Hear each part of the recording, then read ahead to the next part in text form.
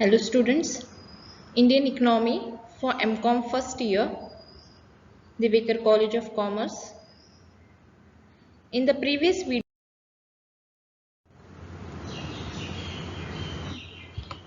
here the trends in national income in India. For studying the trends, how the national income of India is calculated, a study of trend of national income in India over last 60 years in detail is very much essential for attaining the clear understanding about the impact of planning of Indian economy. That is 5-year plan, the previously all the 5 years plan, and now they had started Niti Aayog. Both the national income and per capita incomes are first collected at the current prices and then at a constant prices for eliminating the effect of any changes of price level during the period. This trend in national income also reflect on the standard of living of the people of India, standard of living on the basis of standard of living uh, of the people of India. Thus, the national income at the current prices is influenced by both the increase in the production of goods and services and in rise in its price.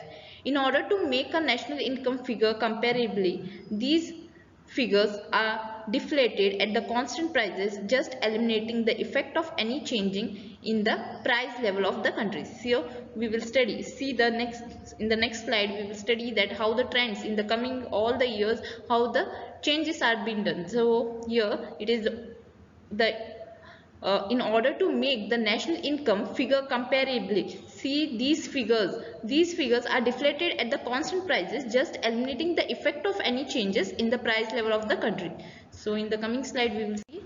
So CSO revised 2004-2005 base net national product and NNP series. The National Statistical Organization CSO National Statistical Organization has released new 2004-5 base NNP series.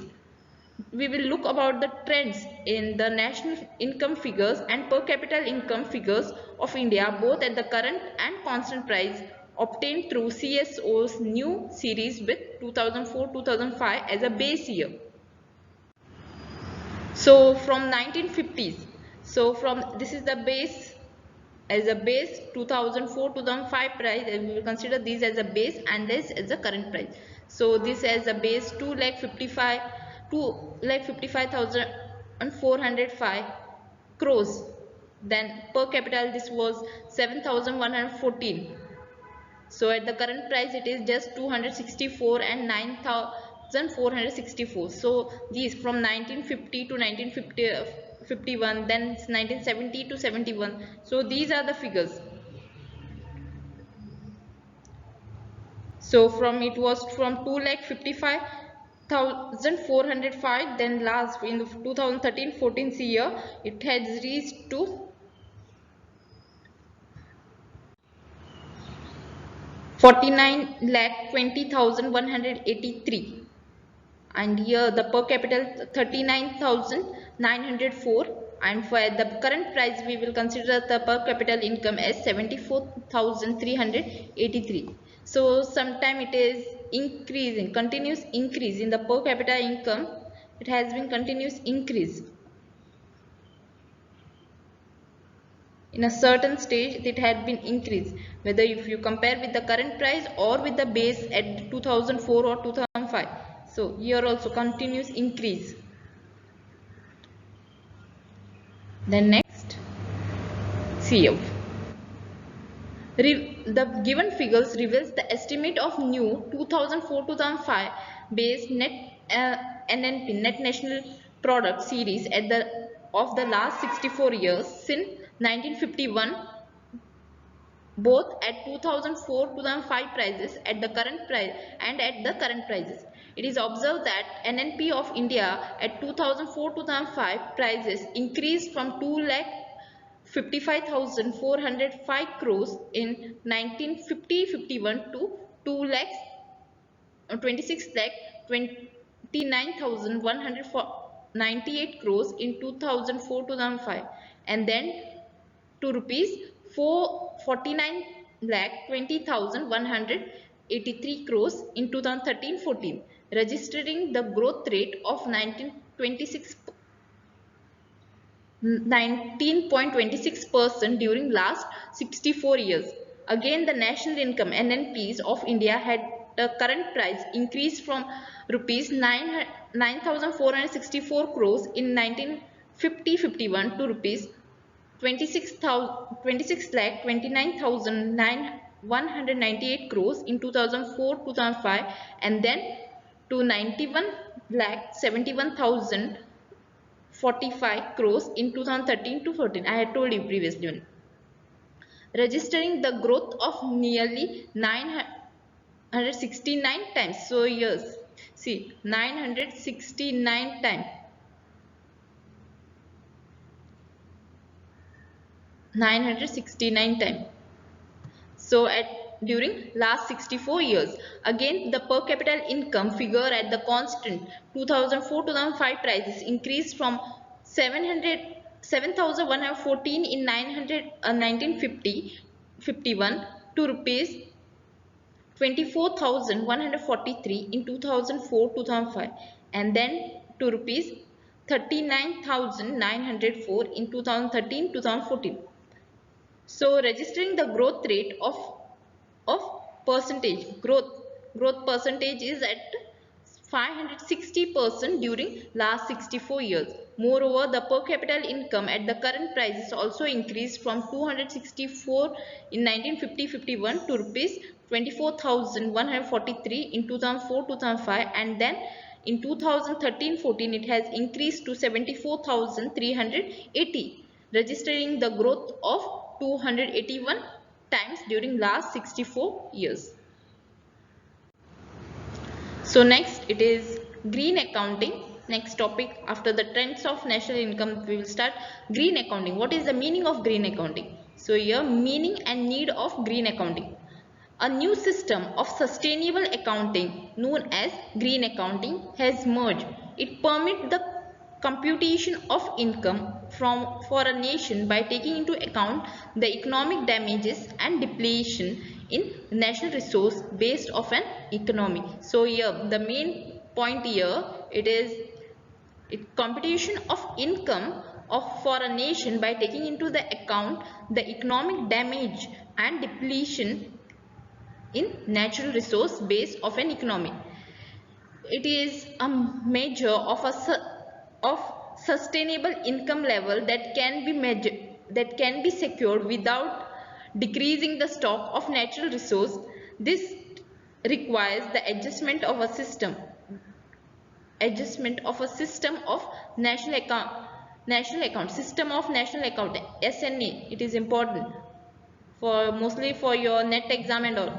System of national accounts, it is also called as green account, in the terms of stock of natural assets. In SNA, allowance is paid for capital consumption or man-made capital while calculating net domestic product. Net domestic product, NDP, is equal to gross domestic product minus depreciation. Simple. So here SNA has three main defects. It neglects the depletion of natural capital such as farmland, forest, fishing stock, mineral, etc. First one. Then environmental degradation, mainly from population, and defensive expenditure which the society incurred in facing external effect on environmental degradation. Three main defect of SNA. Here, objectives of green accounting. The objectives of green accounting are segregation, elaboration of all environment related flow and stock of traditional accounts. So everything, segregation, elaboration of all environment related flows, whatever the natural resources or the quality of product or consumption or natural event, whatever the flow is there from environment, it has to be stocked with traditional accounts. Then linkage of physical resource account with monetary environment account, linkage. Then assessment of environmental cost and benefits. So the SEE expand and complement SNA with regards to costing. the use or depletion of natural resources in the production and final demand. Then the change in the environment quality resulting from the population and other impact of production, that production consumptions and natural events. On the other hand, it has to protect the environments and environmental protections here from the change in the environmental quality resulting from the population and other impact of production consumptions and natural event. On the other hand, the environmental protection. Then fourth, accounting of maintenance of tangible wealth. Next topic, that is structural changes in India's economic structure since independence. The changes of sectorial distribution of domestic product. The change in the composition of domestic product or the change in the national income by industries of original refers to the change in relative significance of different sectors of the economy. Generally, an economy is divided into three major sectors, that is primary, secondary and tertiary. Primary sector include agriculture, secondary sector include manufacturing industries and tertiary sector includes services. With the development process, the significance of primary sectors declined while the secondary and tertiary sectors had increased after independence. Indian economy has also experienced many such changes. So you know the main three sectors, that is primary, secondary and tertiary. Next it is growth of basic capital goods industries. When country attained independence, the share of basic and capital goods industries in total industrial production was roughly 1/4. Under the second plan, a higher priority was given to capital goods industries as they are developed was considered as prerequisite for overall growth of economy. Consequently, a large number of basic industries which produce capital requirement and useful raw materials has been set up and making the country's industrial structure a pretty strong. So second, it was growth of basic capital goods industries. Then expansion in social overhead capital. Social overhead capital, that is social overhead capital, broadly includes transport facilities, irrigation system, energy production, education system and organization, health. These sectors have continuously increased after independence. Their development creates a favorable condition for the growth and also for better human living. The transport system in India has grown both in terms of capacity and modernization. The railway route's length increased by more than 9,000 kilometers and the operation feet practically doubled. The Indian roads network is now one of the largest in the world as the result of speculative development of roads under various plans. India has also seen the growth in life expectancy and literacy rate, but the education has not expanded at the desired rate. But still, here the life expectancy and literacy rate also increase, but the education it is still not has reached to the desired rate. Expansion of social overhead capital, in which it includes transport facilities, irrigation, energy production, education and organization and health facilities. Next, progress in banking and financial sectors. Since independence, the significant progressive change has been taken place in banking and financial sectors of India. The growth of commercial bank and cooperative credit society has been really speculative, and as a result of it,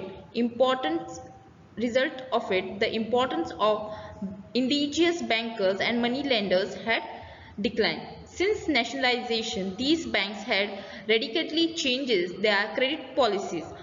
how more funds are made available to the priority sectors such as agriculture, small scale industries, transport, etc. So this is also an important point.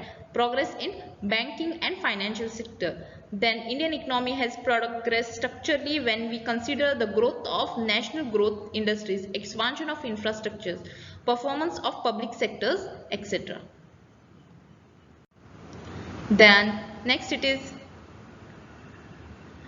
gradual disappearance of traditional constant on population growth. In the pre-independence, economic structure was not conducive for the growth of productive facilities. There were hardly any chance of population to grow within the old structure.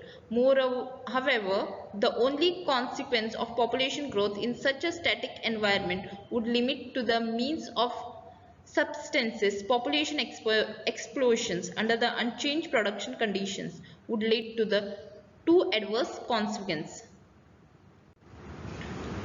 Development of competitive and acquisitive outlook. In the post-independence period, there was a completion of acquiring the limited stock of land through bidding process. The growing demand for the fixed stock of land led to the rise in the rent per acres. In some areas, rent rose much above their customary customary level, while there was a complete competition for the limited number of jobs that were available. In addition, there was competition with the professional success as also for the industrial and commercial trading opportunities. The merge of competition in the vigorous form were made possible, at least for to some extent, by non-economic factors, the destruction of old values and breakdown of the age-old and joint family system. Then this is important, growth of industrial and commercial centers.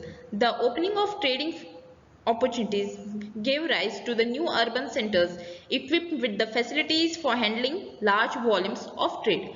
With the emerge of new sets of want, the need for setting up the industries on a much larger scale than before assumed importance. As a result, industrial centers sprang up in different parts of the countries. These centers now play a dual role and producers for the essential for the rest of the economy as a distributor and market plus for agriculture produce. So growth of industry is important. So what is the structure changes in India? Growth of industrials and commercial centers. So with this, we will end our today's video. Thank you.